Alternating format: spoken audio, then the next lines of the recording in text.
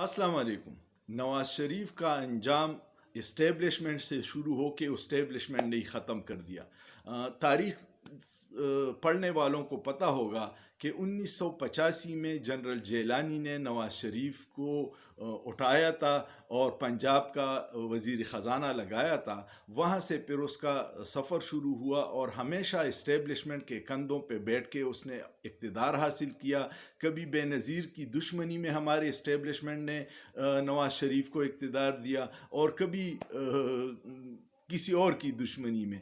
इस तरह अब भी इस्टेब्लिशमेंट ने इमरान ख़ान की दुश्मनी में उसको लंदन से बुलाया, उसको कंधों पे बिठाया, उससे कबूतर उड़वाए, लेकिन आखिर में जब आवाम का पता चला कि अब पुलों के नीचे से बहुत पानी गुज़र चुका है और नवाज शरीफ का अब पाकिस्तान की सियासत में कोई किरदार नहीं है, उसको इस्तेमाल तो किया इलेक्शन में, लेकिन इक़्तिदार की हुमा उसके छोटे भाई के सर पे रख दी गई।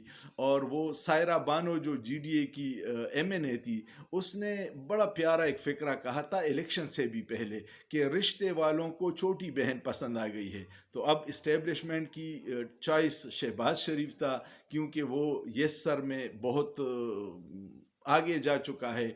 और आपने देखा होगा कि ख्वाजा आसिफ ने 2 दिन पहले बयान दिया था कि नवाज शरीफ की तबीयत ख़राब है। ये इस बात की अलामत है कि फिर वो वापस अपने मुल्क लंदन जाना चाहता है, लेकिन सेहत का बहाना कर लेगा और पाकिस्तान की सियासत में उसका कद अब बहुत छोटा हो गया है। ये सारे तज्ज़ियाकार और गैर जानिबदार मुबस्सिर बता रहे हैं कि बहुत बुरा हुआ है। तो इस्टेब्लिशमेंट से सफ़र शुरू किया था 1985 में और इस्टेब्लिशमेंट ने ही उसका इख्तिताम किया 2024 में।